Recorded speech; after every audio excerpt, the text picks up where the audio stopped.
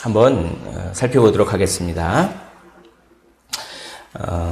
지금 1장부터 16장까지 중에서 16장이 바로 오늘 살펴볼 내용인데, 이것이 11장부터 15장까지의 내용과 상관이 있습니다.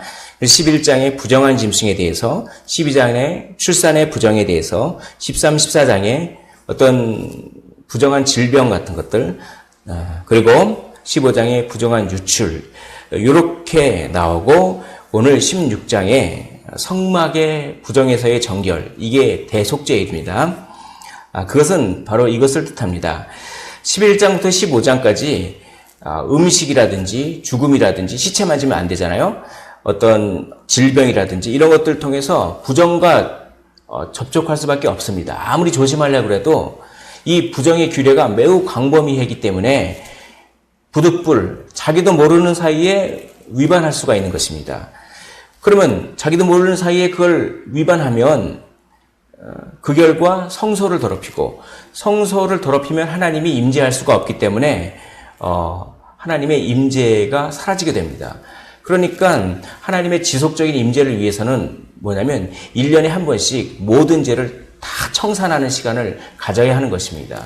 이것은 무엇을 의미합니까? 하나님께서 그렇게 이스라엘 백성과 함께 계시고 싶다, 이것입니다. 너희들이 이 부정규례가 너무나 광범위해서 너희들도 모르는 사이에 이 부정규례를 어길 수 있으니, 그러면 내가 너희와 함께 할 수 없으니 내가 이제 1년 중에 대속죄를 정해서 죄를 싹 이렇게 정결하게 하고 그렇게 하는 방법을 알려주겠다. 그럴 정도로 나는 너와 함께 있고 싶다. 하나님의 마음을 이 시간 읽으시길 원합니다. 하나님은 우리와 함께 계시고 싶어 하시는 분입니다. 어느 정도요? 자기 아들을 죽일 정도로 우리와 함께 계시고 싶으신 분인 줄 믿습니다. 우리와 함께 하시기를 원하시는 하나님. 자, 16장은 속죄일인데 이 구조가 서론이 나오고, 의식에 요구되는 제물, 숫송아지 1마리, 순염소 2마리, 순염소가 2마리는 하나는 속죄, 하나는 아사셀 염소, 이렇게 되죠. 또 순양이 1마리, 순양은 번제를, 속죄제를 다 드린 다음에 번제를 드리기 위해서입니다. 그런 다음에 제사장 의복이 나와요. 이 제사장 의복은 평소 때 입던 의복과 다른 의복을 입습니다. 이따 알아보겠습니다. 그렇게 이제 어떤 서론적인 것이 나오고, 그 다음에 요약이 먼저 나옵니다. 6절부터 10절까지 요약이 먼저 나오는데, 한마디로 2개입니다. 성소를 소독하는 것입니다. 성소를 정결하기 때문에, 즉 예배당을 정결하게 하는 것입니다. 예배당을 깨끗하게 해야 그 예배당에 하나님께서 임하시기 때문입니다. 근데 예배당만 깨끗하게 한다고 해서 하나님께서 임재하시는 것이 아니라 실제 죄가 없어져야 되죠. 그래서 죄를 진영 밖으로, 성소를 정결하게 하는 것은, 예배당을 정결하게 하는 것은 숫송아지와 또 순염소를 피를 탁탁탁 뿌려가지고 소독합니다. 그리고 죄를 진영 밖으로 몰아내는 것은 아사셀 염소를 안수한 다음에, 죄를 다 정가시킨 다음에 광야에 내버려서 죄가 진영 밖에 쫙 몰아내진다, 이런 걸 의미하는 것입니다. 그러고 나서 그것들을 세부적으로 묘사하고 백성의 의무에 대해서 다루고 있습니다. 아무 때나 들어오지 말라. 16장 2절에 보면 여호와께서 모세에게 이르시되 내 형 아론에게 이르라. 성소의 휘장 안 법궤 위 속죄소 앞에 아무 때나 들어오지 말라. 그리하여 죽지 않도록 하라. 이는 내가 구름 가운데서 속죄소 위에 나타남이니라. 아무 때나 들어오지 말라는 것은 뭐냐면 나를 좀 경외해라고 한 것입니다. 하나님이 시내산에서 나타나신 첫 번째 경우에서처럼 영속적으로 이스라엘과 함께 거하실 때 큰 경외심을 요청한다. 이것도 우리에게 해당하는 것이죠. 하나님을 두려워할 줄 알아야 합니다. 친구 같은 하나님이라고 해가지고 너무 친밀함만 강조해서 하나님을 가볍게 여기면 안 되고, 하나님은 여전히 두려우신 분입니다. 하나님을 두려워하십시오. 하나님을 경외하시기를 원합니다. 또 옷을 입는데 거룩한 세마포 의복입니다. 그 세마포 속옷을 입고 세마포 속바지를 입고 세마포 띠를 입고 세마포 관을 쓸지니 이것이 다 전부 하얀 겁니다. 하얀 거. 근데 평소 때 옷은 대제사장이 평소 때 옷은 되게 화려합니다. 보석도 달려있고 화려합니다. 왜 화려합니까? 이 대제사장이 어떤 위엄, 대제사장의 역할이 너무나 중요하다는 것을 나타내기 위해서 그렇게 화려한 옷을 입습니다. 그러나 이때 대속죄일만큼은 아주 화려하지 않고 아주 하얀 옷을 입습니다. 그것은 아무리 대제사장이라도 하나님의 임재 앞에서는 넙죽 겸손하게 엎드려져야 된다. 이것을 뜻하는 것입니다. 우리는 하나님 앞에서 하나님을 두려워하면서 어떻게 합니까? 경외하면서 넙죽 엎드려져야 합니다. 그것이 필요합니다. 그것이 아주 중요한 것입니다. 자, 여기 보십시오. 진영에서 이렇게 언약궤가 있고 휘장이 있고 그렇죠? 그러면 여기 보시면 이 진영이 동쪽입니다. 동쪽에서 이렇게 서쪽으로 가는 것입니다. 이쪽이 북쪽입니다. 북쪽이에요. 이 언약궤, 그렇죠? 그러니까 이 언약궤가 이 서쪽을 이렇게 향하고 있고 동쪽이라고 하는 것은 요쪽입니다. 요쪽. 그러니까 이건 뭐냐면 그 대제사장이 피를 뿌릴 때 자기와 마주보고 있는 면을 뜻하는 것입니다. 자, 맨 처음에 이 숫송아지가 있고 순염소가 2개가 있는데 하나는 여호와를 위하여 하나는 아사셀을 위하여 해서 그렇게 제비를 뽑습니다. 그래서 아사셀을 위하여는 일단 죽이지 않습니다. 숫송아지를 죽입니다. 그래서 뭡니까? 그 피를 언약궤에 뿌립니다. 언약궤에 보면 이렇게 그 날개가 있죠. 그 속죄소 위에 뿌리고 대제사장과 맞은편 앞쪽에 7번 뿌립니다. 그러면 어떻게 됩니까? 그러면 이 지성소가 다 정결하게 소독되는 것입니다. 그리고 대제사장을 위해서 자기 죄 때문에 오염됐으니까 대제사장을 위해서 하고 또 백성을 위해서도 소독을 해야 됩니다. 그건 뭡니까? 대제사장을 할 때는 숫송아지를 죽여서 피를 뿌려요. 그런 다음에 백성을 위해서 정결하게 할 때는 순양을, 즉 이 여호와를 위하여라고 하는 제비 뽑아서 여호와를 위한 순양을 죽여서 또 이 언약궤에다 또 뿌리는 것입니다. 그러면 이 성소가 대제사장의 죄 때문에 그 더럽혀졌던 것도 어떻게 됩니까? 소독되고 또 여기서 요것이 백성의 죄 때문에 더럽혀진 것도 됩니다. 그런 다음에 이제 나머지가 뭡니까? 여기. 이거 지성소가 말고 성소. 그러니까 여기가 지성소, 여기가 성소죠. 성소도 소독해야 됩니다. 마찬가지입니다. 숫송아지 뿌리고 여호와를 위한 순염소도 뿌리고 해가지고 특히 이 분향단에 아마 뿌리는 것 같습니다. 그래서 이쪽도 소독을 하고 그 다음에 제단에도 역시 마찬가지로 제단에도 그렇게 합니다. 똑같이 합니다. 그러면 이 전체가 다 소독된다. 이런 개념입니다. 그런 다음에 이 숫송아지와 여호와를 위한 순염소는 이렇게 죽이죠. 이제 아사셀이 남았죠. 이 아사셀은 안수를 시켜서 진영 밖으로 멀리 쫓아버립니다. 그래서 거기서 낭떠러지에 떨어뜨립니다. 이게 뭡니까? 숫송아지와 여호와를 위한 순염소, 이걸 통해서 이 전체가 다 소독을 시키고 정결하게 하고 예배당을 정결하게 하고 이 아사셀 염소에다가 죄를 다 전가시켜서 안수를 해서 죄를 다 전가시켜서 광야로 내쫓아버려서 어떻게 됩니까? 죄가 진영 밖으로 몰아낸다. 요것입니다. 요것을 1년에 한 번 하면 어떻게 됩니까? 여호와께서 이제 내년에도 함께 계시겠다. 얼마나 기쁩니까?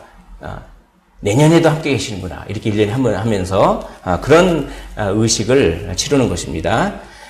자, 자세하게 한번 볼게요. 6절부터 19절까지 성막을 정결하게 하는데 지성소를 정결하게 하고 성소를 정결하게 하고 번제단을 정결하게 한다. 이거 그림으로 다 하셨죠? 말씀드렸죠? 자, 먼저 지성소를 정결하는 것은 제사장을 위하여 숫송아지의 피를 뿌리고 또 백성을 위하여 순염소의 피를 뿌리고 이러면 지성소가 정결해진 것입니다.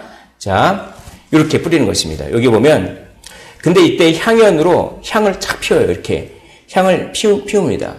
향을 피워서 여기를 가리는 거예요. 왜냐하면 이 속죄소 위에 여호와께서 임재하시기 때문에 여호와께서 임재하시는 것을 눈으로 보면 죽습니다. 그렇기 때문에 어떻게 합니까?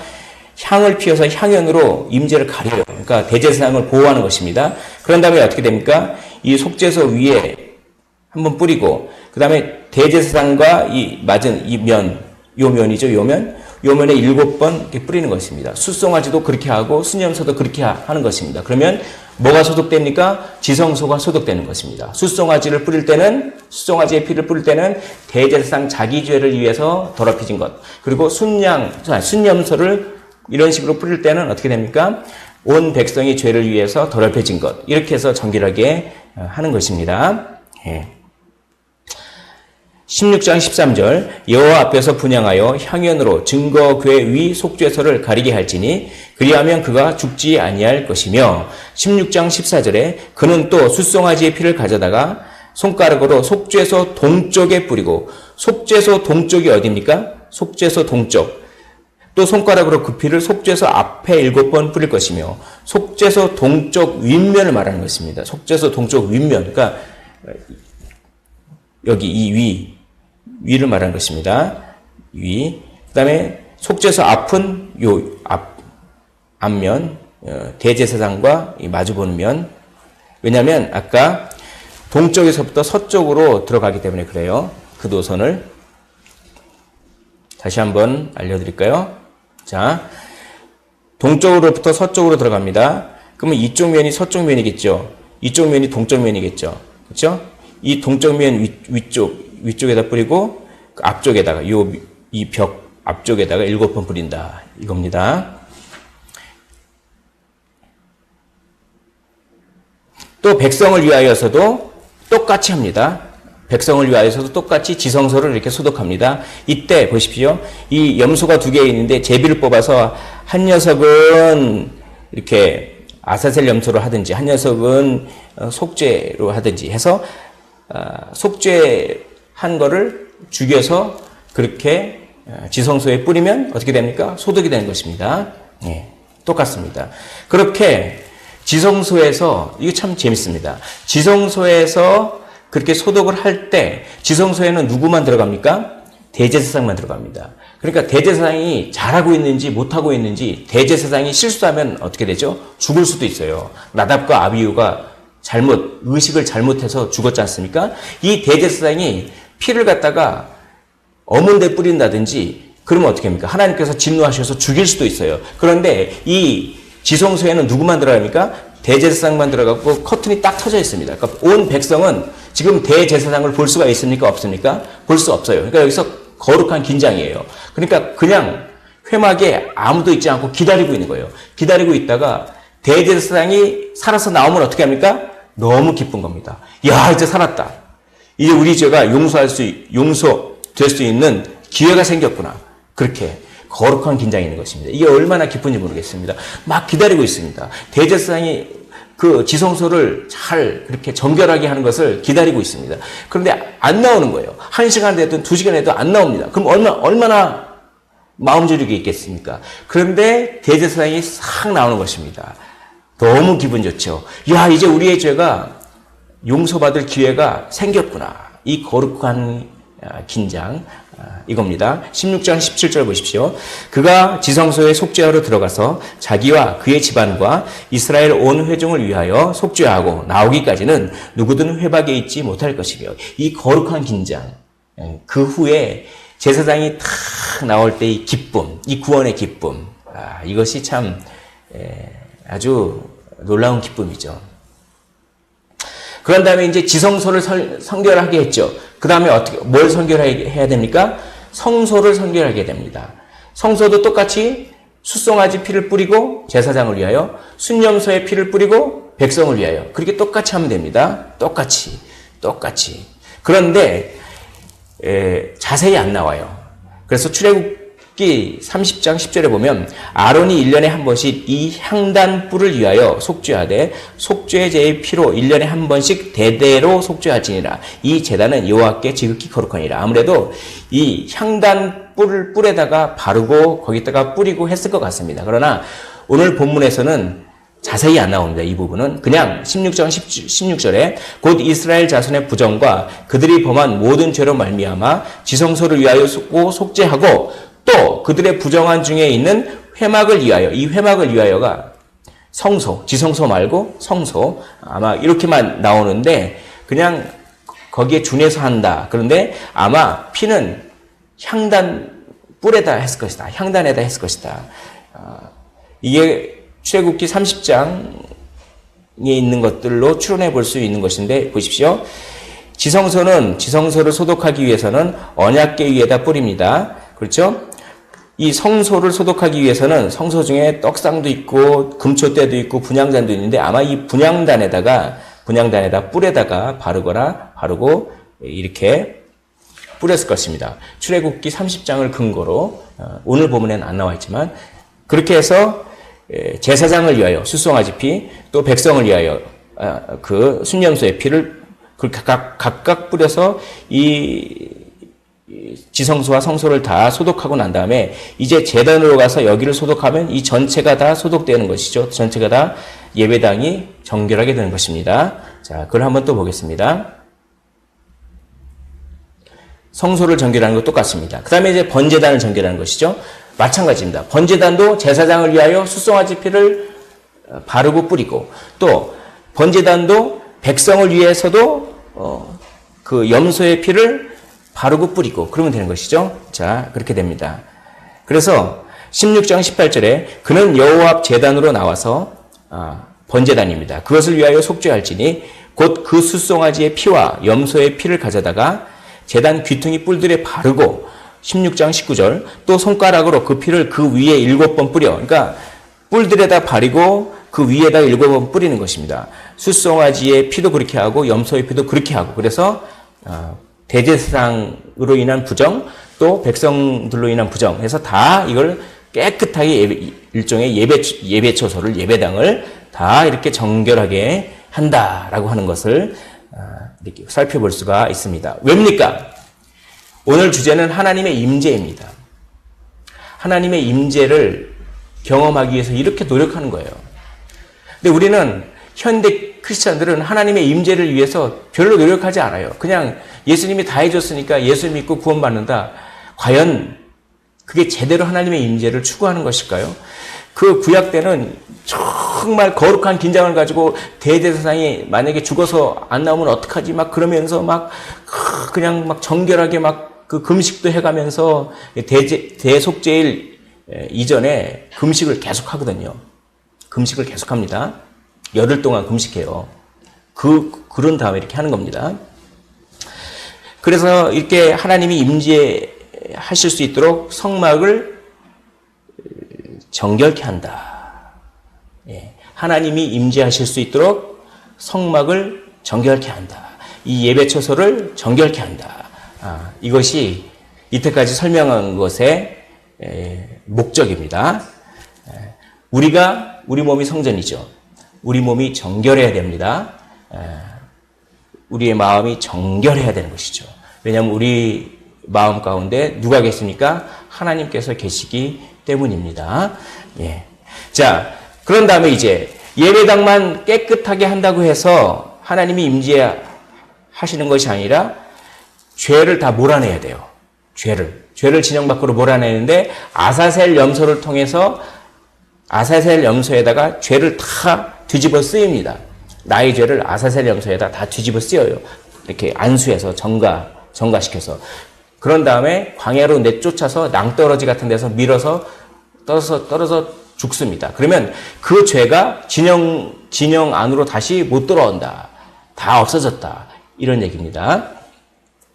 자, 16장 21절을 읽어보겠습니다. 제가 아론은 그의 두 손으로 살아있는 염소의 머리에 안수하여 이 안수는 뭡니까?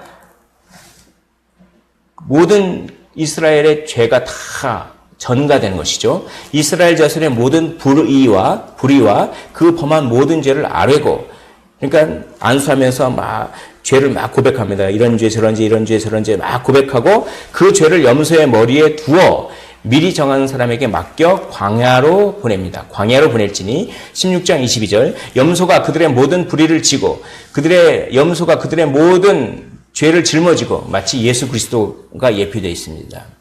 예수 그리스도가 우리의 모든 죄를 짊어지고 성문 밖에서 골고다에서 십자가에 돌아가셨듯이 염소가 그들의 모든 불의를 지고 어떻게 됩니까? 이 성막을 떠나서 진영을 떠나서 접근하기 어려운 땅에 이르거든 그 염소를 광야에 놓을지라. 그러니까 뭡니까? 죄가 완전히 단절된다, 없어진다, 이런 뜻입니다. 여기서 이 아사셀 염소할 때 아사셀의 의미는 보통 세 가지 정도로 그렇게 얘기를 합니다. 첫째는 아사셀이 광야에 사는 귀신 이름이라고 그렇게 주장하는 학자들이 있어요. 그건 뭐냐면 죄가 원래 죄를 만든 귀신에게 죄를 되돌려 보낸다, 이런 의미로 해석합니다. 그러니까 광야에 사는 귀신이라고 아사셀을 해석할 때는 죄가 죄의 창시자인 아사셀에게 되돌려 보내진다, 그런 의미입니다. 그리고 또 완전한 파멸이라고 하는 그런 히브리어 명사가 아사셀하고 그렇게 쓰인다. 이렇게 그러니까 완전한 파멸이라고 하는 뜻으로 해석하는 사람도 있습니다. 또 아사셀을 바위로 된 벼랑, 그러니까 낭떠러지라고 해석하는 사람도 있습니다. 아니면 딱 끊어지는 땅, 끊어짐의 땅, 이렇게. 그러나 뭐 어떻게 해석을 하든 광야에 사는 귀신으로 해석을 하든 완전한 파멸로 해석을 하든 바위로 된 벼랑으로 그렇게 끊어짐의 땅, 이런 식으로 해석을 하든 의미는 똑같습니다. 뭡니까? 죄가 이스라엘에서 완전히 멸절된다, 멸망한다, 박멸된다, 이런 의미가 있는 것입니다. 그것이 바로 아사셀의 의미인 것이죠. 자, 이렇게 아사셀 염소를 하는 이유도 똑같이 하나님의 임재 때문에 그렇습니다. 하나님이 임재하실 수 있도록 죄를 진영 밖으로 몰아내는 것입니다. 아까 지성소를 정결케 하고 성소를 정결케 하고 뭐 성막들을 다 정결케 하는 이유는 그것도 마찬가지로 하나님이 임재하실 수 있도록 그렇게 거룩한 곳을 정결케 한다. 마찬가지로 이 염소에다가 안수시켜가지고 이렇게 죄를 다 정가시켜서 이렇게 낭떠러지에 광야에서 떨어져 죽게 하는 거, 이런 거는 뭐냐? 이거 똑같습니다. 똑같이 하나님이 임재하실 수 있도록 죄를 지정 밖으로 몰아내고 죄를 완전히 단절시키고 멸망시키고 죄를 전가시킨다. 그렇습니다. 그래서 이 역할을 누가 했습니까? 이 역할을 예수님이 하셨죠. 그래서 히브리서 13장 12절에 그러므로 예수도 자기 피로써 백성을 거룩하게 하려고 성문 밖에서 고난을 받으셨느니라. 예수님은 2번 죽은 거나 마찬가지입니다. 왜냐면 가야바, 그러니까 대제사장 거기 산헤드린 공회에서 그거는 성전 아니죠. 거기서 종교 재판을 받았습니다. 그러니까 그건 이미 사형 선고를 받은 거랑 마찬가지입니다. 그러니까 뭡니까? 그 숫송아지라든지 순염소의 역할을 한 거죠. 그리고 실제로는 어떻게 합니까? 골고다 언덕에서 또 죽으셨습니다. 성문 밖에서. 이건 뭡니까? 아사셀 염소의 역할도 또 하신 것입니다. 그러니까 예수 그리스도는 십자가에서 단 한 번 이 모든 것들을 다 이루셨습니다. 이 모든 것들을 다 이루셨어요. 그래서 예수님께서 죽으신 다음에 이제 성소와 지성소를 가로막는 휘장이 쫙 갈라졌습니다. 원래는 지성소에는 누구만 들어갔습니까? 대제사장만 들어갔습니다. 대제사장도 너무나 무서워서 아까 향연을 피워서 향의 연기를 피워서 하나님의 눈을 마주치면 안 되니까 그렇게 무서워서. 그러나 예수님께서 죽으신 이후에는 우리가 어떻게 합니까? 하나님과 그렇게 아주 담대하게, 하나님과 담대하게 이렇게 나아갈 수 있다. 예수님께서 단번에 이 대속죄일을 1년마다 한 번씩 하는 건데 예수님은 단번에 이것을 다 이루셨기 때문에 우리 신약의 성도들은 그런 놀라운 혜택을 받고 있는 것이죠. 자, 이렇게 예배당도 다 정결케 하고 죄도 다 몰아내고 난 다음에는 이제 그 의식을 참여했던 사람이 실수해서 또다시 더럽혀지지 않도록 참여자가 정결을 해야 되는 것입니다. 그러니까 뭡니까?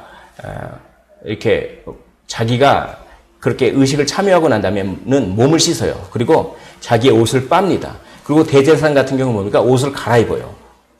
평소 때 입던 옷으로 갈아입습니다. 자, 그게 이겁니다. 진영과 성소를 즉시 더럽히지 않도록 대제사장의 경우는 세마포 옷을 벗고 그리고 세마포 옷, 아까 흰 옷이죠. 의식을 행할 때 입었던 옷, 그 세마포 옷을 벗고 그 다음에 몸을 씻고 평소 의복으로 갈아입고 그런 다음에 번제를 드립니다. 번제를 드리는 이유는 뭡니까? 이제 우리와 하나님과의 그 관계가 화목되었다. 원활해졌다. 번제의 의미는 그거죠. 이제 죄의 진노로부터 하나님께서 다 누그러뜨려졌다. 이런 얘기입니다. 그래서 하나님과 우리의 관계가 평상시대로 그렇게 회복됐다. 이게 번제의 의미입니다. 속죄제를 다 드렸기 때문에. 그런 다음에 뭡니까? 또 번제의 의미는 헌신의 의미도 있죠. 이제 다시 하나님께 헌신하겠습니다. 라고 하는 의미로 이렇게 평소 의복으로 옷을 갈아입고 번제를 드립니다. 그리고 속죄 제물의 기름을 쫙 불사르고 가죽이라든지 똥이라든지 이런 것들을 다 태우는 후처리를 하고 대제사장의 참여자들은 예를 들어서 아사셀 염소를 끌고 갔던 사람들이라든지 이런 사람들은 어떻게 합니까? 자기도 부정하기 때문에 옷을 빨고 또 몸을 씻고 해서 중요한 것은 의식을 잘 해놓고 실수로 즉시 속죄일 다음에 즉시 이 성소가 더럽히지 않도록 그렇게 하는 것입니다. 그러니까 우리도 항상 이렇게 깨어 있어서 죄에 민감해야 되는 것이죠. 자, 그렇게 한 다음에 맨 마지막으로 백성의 의무를 설명하고 있습니다. 백성의 의무는 이렇습니다. 영원히 이 규례를 지키라. 이것이 백성의 의무입니다. 매년 한 번씩 7월 11일, 매년 일곱째 달 열흘에 대속죄일로 매년 영원히 이 규례를 지키라. 이것이 백성의 의무입니다. 또 이것은 뭡니까? 안식일 중에 안식일이다. 안식일 중에 안식일이다. 어떻게 합니까? 스스로 괴롭게 해라. 스스로 괴롭게 해라. 이건 뭡니까? 금식하고 이렇게 되는 것이죠. 여기에는 아주 중요한 뜻이 있습니다. 대제사장이 어떤 의식을 아주 잘 한다고 해서 대제사장이 의식을 잘 실수 없이 잘 한다고 해서 그렇다고 해서 죄가 사해지는 것이 아니라는 것입니다. 참여하는 백성도 진정으로 회개하는 마음으로 스스로 괴롭게 하면서 진정으로 회개하는 마음으로 온 백성이 다 그래야만 어떻게 됩니까? 그래야만 죄가 사해진다. 대제사장의 의식 수행만으로는 불충분하다는 것입니다. 이 의식이 효력이 있으려면 민족 전체가 모두 참된 회개를 보여주어야 한다라고 하는 것이죠. 그러니까 우리 예배를 집례하는 목사님들이라든지 예배 순서를 맡은 참여자들이 잘하는 것도 당연히 중요합니다. 그러나 예배 자리에 앉아 있고 예배에 참여하고 있는 모든 회중들의 마음이 진정으로 회개하고 진정으로 주님을 사모하는 그 갈망하는 심령이 아니라면 아무 소용이 없다. 이런 뜻입니다. 즉 예배의 회복을 여기서 말하고 있어요. 하나님의 임재가 주제입니다. 하나님의 임재는 예배의 회복을 통해서 이루어집니다. 사랑하는 성도 여러분, 정말 여러분들이 드리는 각종 예배가 마음과 정성과 목숨을 다 내놓고서 하나님 앞에서 마치 벌벌벌벌 막 두려워서 떨면서 실수하면 어떻지 하면서 떨면서 이 거룩한 긴장, 지성소에 막 이렇게 하나님께 조금 실수해서 내가 죽으면 어떡하지? 그런 두려움과 경외심을 가지고 대제사장이 들어가가지고 그 하나님과 직접 이렇게 하나님의 임재하심을 보면 안 되니까 향을 피워가지고 최대한 그렇게 조심하면서 그러면서 어떻게 합니까? 그러면서 그 경외하는 마음으로. 그리고 이 대제사장이 지성소에 들어갈 때 마음 졸이면서 백성들은 제 대제사장이 제발 살아나와야 할 텐데라고 하면서 그렇게 두렵고 경외하는 마음으로, 그런 마음으로 예배를 드리십니까? 아니면 마치 동호회에 출석하듯 와서 그냥 설교 말씀이 자기가 조금 지적으로 궁금한 거 좀 알려고 한다든지, 아니면 자기가 힘들고 외로울 때 감정적으로 보상을 이렇게 받으려고만 한다든지, 그냥 와서 예배는 하나님께 이렇게 드리는 건데 하나님께 드리는 건 하나도 없고 다 받으려고만 하고, 위로받으려만 하고, 자기의 지적인 것만 채우려고 하고, 그냥 동호회처럼. 네. 이건 하나님이 보시기에 가증하다, 이렇게 이제 여기서 이렇게 나오는 것입니다. 사실 우리는 모르지만 하나님은 다 아십니다. 정말 제대로 예배를 드렸는지 아닌지. 그래서 나는 구원받았다고 생각하는데 스스로 속는 수가 있다, 이렇게까지 경고합니다. 성경에서는. 물론 구원의 확신이 있어야겠지만, 그래야겠지만, 하나님을 벌써 두려워하고 경외하는 것은 예배를 통해서 드러나게 되는 것임을 오늘 본문이 이렇게 말해주고 있거든요. 그러니까 대속제일이 제가 2주간이나 했습니다. 너무 중요하기 때문에 그렇습니다. 대속제일이. 하나님의 임재하심. 거기에 우리가 두렵고 떨리는 마음으로. 그러나 너무 하나님을 무서워만 했으면 하나님을 제대로 경배할 수가 있겠습니까? 아닙니다. 또 한편으로는 하나님을 사랑해야 되는 것입니다. 이 두 개가 아주 절묘하게 균형을 이루어야 된다라고 하는 것을 오늘 본문에서 알려주고 있는 것입니다. 자, 한번 요약을 해볼까요? 하나님의 임재입니다. 하나님의 임재. 성막을 정결하게 했습니다. 하나님의 임재를 위해서 이 구약 백성들이 뭘 했습니까? 성막 정결을 했습니다. 그래서 숫송아지에 피도 뿌리고 순염소에 피도 뿌리고, 그렇게 뿌리고 해서 지성소, 성소, 성막들 이렇게 다 성막을 정결하게 했습니다. 왜요? 하나님의 임재를 경험하기 위해서 그렇습니다. 또 뭘 했습니까? 아사셀 염소에다가 자기 죄를 다 뒤집어 써서 광야로 싹 해가지고 죄를 다 제거했습니다. 왜요? 하나님의 임재를 경험하기 위해서 그랬습니다. 그런 다음에 그 스스로 괴롭게 하고 안식일 중에 안식일이라 스스로 괴롭게 하면서 의식을 진행하는 대제사장뿐만 아니라 백성들도 다 마음 졸이면서 어떻게 합니까? 그렇게 참된 회개의 마음으로 그렇게 이 의식에 동참했습니다. 거룩한 긴장을 가지고. 이 거룩한 긴장이 참 중요하죠. 거룩한 긴장이 필요합니다. 정말로. 왜요? 하나님의 임재를 경험하기 위해서. 사랑하는 성도 여러분, 하나님의 임재를 사모하시기를 원합니다. 이것은 정말로 가치 있는 것입니다. 하나님의 임재가 없다면 그것은 죽은 믿음입니다. 그것은 본인은 신앙인이라고 얘기할지 몰라도 하나님의 임재를 경험하지 못한다면 사실은 그 믿음이 참 믿음인지 생각해 봐야 할 정도로 이 하나님의 임재, 하나님이 나와 함께 하신다라고 하는 이 놀라운 그 확신, 하나님이 나와 교제하고 계신다고 하는, 하나님과 내가 친밀한 관계에 있다고 하는 이 확신과 이 관계의식, 이것이 너무 중요합니다. 이 하나님의 임재를 위해서 그렇게 성막을 정결하게 하고 죄를 제거하고 참된 회개의 마음으로 그렇게 그냥 그렇게 7월 11일 날 연초죠, 연초. 이스라엘은 7월 달부터 한 해가 시작합니다. 한 해의 시작을 회개로 시작하는 거예요. 그러니까 그만큼 하나님의 임재를 사모하시기를 원합니다. 그런데 이 하나님의 임재를 구약은 이렇게 했지만 이제 신약에서는 예수님이 단 한 번에 이걸 다 해결하셨습니다. 그래서 히브리서 10장 14절에 그가 한 번의 제사로 영원히 온전하게 하셨느니라. 할렐루야. 이거 너무나도 우리에게 자유를 줍니다. 그러니까 그 예수님을 믿으면 예수님이 송아지가 되시고 순염소가 되시고 아사셀 염소가 되시고 예수님이 하나님과의 화목하시는 그 번제의 그 순양이 되시고, 그래서 예수님이 십자가에서 이 모든 것들을 다 하셔서 성막을 정결하게 하시고 또 아사셀 염소가 되셔서 영문 밖에서 그렇게 하셔서 어떻게 됩니까?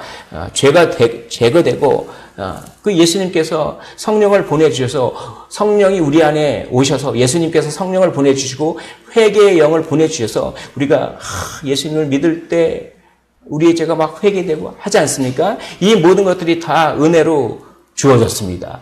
할렐루야, 할렐루야입니다. 너무 자유함이 있습니다. 너무 자유함. 이 구원의 감격. 그리고 그냥 이 구약 사람들은 1년에 한 번씩 계속 해야 됩니다. 1년에 이 대속죄를 하고 1년 지나면 또 해야 합니다. 또 해야 합니다. 또 해야 합니다. 그러나 예수님은 단 한 번에 하셨습니다. 그래서 그러므로 형제들아 우리가 예수의 피를 힘입어 성소에 들어갈 담력을 얻었으니 하나님과 그렇게 담대하게 만날 수 있습니다. 예수님께서 단번에 하셨다고 하는 의미가 뭘까요, 이게? 여기에 놀라운 은혜가 있습니다. 예수님께서 단번에 하셔서 우리는 이 속죄의 일을 의식적으로 되풀이 안 해도 됩니다. 뭘까요? 우리가 예수님을 믿는 순간 이겁니다. 예수님을 믿는 순간 어떻게 되냐면 우리가 죄를 짓자마자 피가 계속 뿌려집니다. 그러니까 우리가 죄를 짓자마자 지으면 피 뿌려지고 지으면 피 뿌려지고 지으면 피 뿌려지고 그렇게 되는 것입니다. 그러니까 우리가 죄를 짓는 순간 숫송아지 피가 뿌려지고 7번 뿌려지고 순염소의 피가 뿌려지고 그렇게 번제가 드려지고 죄를 지으면 그게 바로 그렇게 되는 것입니다. 예수님께서 우리의 현장을 계속 쫓아다니시면서 은혜가 우리의 현장을 삶의 현장을 계속 쫓아다니시면서 우리가 죄를 짓자마자 마귀가 그걸 갖다가 참소하려고 하자마자 바로 피를 뿌려버립니다. 그러니까 어떻게 합니까? 단 한 번에 됐다고 하는 것이 그겁니다. 이게 놀라운 은혜입니다. 우리가 어느 곳에 처해서 어떤 죄를 짓더라도 어떻게 합니까? 예수 그리스도의 십자가는 시간을 초월합니다. 현재, 과거, 미래의 죄를 다 커버합니다. 그렇기 때문에 단 한 번에, 그러니까 우리가 어떤 죄를 짓더라도 그 짓는 순간 바로 피가 뿌려집니다. 그렇기 때문에 속죄를 되풀이할 필요가 없습니다. 영단번, 영원한 한 번, 한 번이 영원한 것. 이 놀라운 하나님의 은혜, 이 놀라운 예수 그리스도의 은혜가 이 속죄일에 예표되고 있습니다. 여러분, 여기서 자유함을 느끼시기를 원합니다. 우리 성도 여러분들은 이미 모든 것들을 얻었습니다. 이미 영생을 얻었습니다. 이미 승리를 얻었습니다. 그런 의미로 이제 남은 인생을 그 주님을 즐거워하고 즐기십시오. 복을 즐기시고 복을 누리시기를 주님의 이름으로 축원을 드립니다. 이것을 히브리서 기자는 이렇게 얘기합니다. 10장 22절에 우리가 마음의 뿌림을 받아 악한 양심으로부터 벗어나고, 이게 뭡니까? 우리가 죄를 짓자마자 마음에 핏뿌림이 탁탁탁탁탁 된다는 것입니다. 그래서 우리는 어떻게 됩니까? 몸은 맑은 물로 씻음을 받았으니 참 마음과 온전한 믿음으로 하나님께 나아가자. 이제 우리는 어떻게 합니까? 믿으면 됩니다. 또 10장 23절에 또 약속하신 이는 믿으시니 우리가 믿는 도리에 소망을 움직이지 말며 어떻게 합니까? 소망하면 됩니다. 대속죄일과 똑같은 것이 믿음과 소망의 삶을 사면 대속죄일을 하는 거랑 똑같은 것이죠. 또 10장 24절에 보면 히브리서 서로 돌아보아 사랑과 선행을 격려하며 사랑의 삶을 살면 됩니다. 믿음의 삶, 소망의 삶, 사랑의 삶을 산다면 그 삶 자체는 하나님의 임재함을 경험하는 삶이며 또 뭡니까? 대속죄일이 매일 그 효과가 일어나는 그런 삶이라는 것입니다. 그리고 히브리서 10장 25절에 모이기를 피하는 어떤 사람들의 습관과 같이 하지 말고, 이때 막 박해가 일어나가지고 모이면 발각되니까 기독교인이라고 발각되니까 안 모이려고 하고 막 그랬던 것 같습니다. 히브리서 보면 이게 모인다는 말은 뭡니까? 예배를 말하는 것입니까? 예배 안 드리려고 하는 겁니다. 예배 드리러 모이면 그거 발각돼서 박해 당할지 모르는, 이게 그런 어떤 배경이 있는데, 이 모이기를 피한다는 것은 뭡니까? 이것은 예배를 안 드리려고 하는 마음입니다. 사탄이 막 바쁘게 하죠. 요즘 세기에서는 막 바쁘게 해서 잘 못 모입니다. 그리고 예배를 못 드립니다. 이게 사탄의 전략입니다. 1세기에는 박해를 한 전략. 지금 세기에는 막 먹고 살기에 바쁘게 하거나 아니면 무슨 어떤 문화 공연 같은 것을 많이 해서 거기로 가거나 그래서 모이기를 피하게 만듭니다. 뭡니까? 우리가 이제 신약 시대의 대속죄일은 어떻게 우리가 지킵니까? 믿음의 삶을 사는 것입니다. 소망의 삶을 사는 것입니다. 사랑의 삶을 사는 것입니다. 부지런히 모이면서 예배 회복의 삶을, 예배를 회복하는 그런 삶을 사는 것입니다. 믿음은 무엇입니까? 믿음은 하나님과 뗄래야 뗄 수 없다고 하는 관계의식을 갖는 것입니다. 소망은 무엇입니까? 그 하나님께서 나를 위해서 무언가 준비했다는 것을 믿으면서 동시에 그러므로 하나님께 기대하는 것입니다. 하나님께서 약속하신 것을 해주겠지 하면서 하나님을 기대하는 것입니다. 그리고 사랑은 무엇입니까? 하나님이 기뻐하시는 것을 나도 기뻐하는 것이, 하나님이 행복해하는 것을 나도 행복해하는 것이 사랑입니다. 이런 믿음과 소망과 사랑의 삶을 살면서 모이기를 힘써 하면서 예배를 드리는 예배의 삶을 살면 우리가 대속죄일의 삶을 사는 것입니다. 그러면 어떡합니까? 우리가 늘 정결한 상태에 있고 우리 죄가 아사셀 염소에 의해서 싹 없어져가는 그런 삶은 믿음과 소망과 사랑의 삶, 힘써 모여 예배하는 삶, 그 가운데 하나님의 그 임재하심, 내가 세상 끝날까지 너희와 항상 함께 있다. 하나님 사랑합니다. 고백하면 하나님께서 나도 너를 사랑한다. 이런 마음의 교감들, 이런 하나님의 임재의 삶은 바로 이러한 삶이라고 히브리서 기자가 새롭게 해석을 해놨습니다. 이렇게 말씀을 정리하도록 하겠습니다. 오늘은 무엇입니까? 대속죄일의 이 속죄일의 가장 핵심은 하나님의 임재입니다. 하나님의 임재를 사모하십시오. 어떻게 사모합니까? 예수 안에서 믿음의 삶, 소망의 삶, 사랑의 삶, 예배의 삶을 사시기를 주님의 이름으로 축원을 드립니다. 휘장한 법궤 속죄소 앞에 아무 때나 들어오지 말라. 그리하여 죽지 않도록 하라. 이는 내가 구름 가운데서 속죄소 위에 나타남이니라. 아멘.